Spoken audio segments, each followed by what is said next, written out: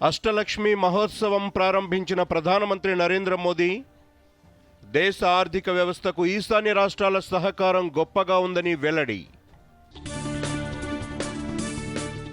10 ఏళ్ల బీఆర్ఎస్ పాలనలో రాష్ట్రం దివాళా తీసిందన్న డిప్యూటీ సీఎం భట్టి విక్రమార్క, ఆర్థిక పరిస్థితి బాగా లేకున్నా సంక్షేమ పథకాలు అమలు చేస్తున్నామని వెల్లడి.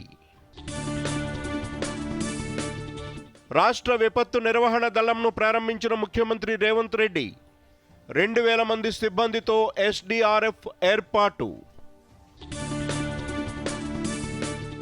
కీలక వడ్డీ రేట్లను యథాతథంగా కొనసాగిస్తూ ఆర్బీఐ నిర్ణయం. నగదు నిల్వల నిష్పత్తి తగ్గింపు. రైతుల రుణ పరిమితి 2 లక్షలకు పెంపు. అడిలైడ్ టెస్ట్లో తడబడ్డ టీమిండియా బ్యాటింగ్. తొలి ఇన్నింగ్స్లో 180 పరుగులకే ఆల్అవుట్. 6 వికెట్లు తీసిన స్టార్క్.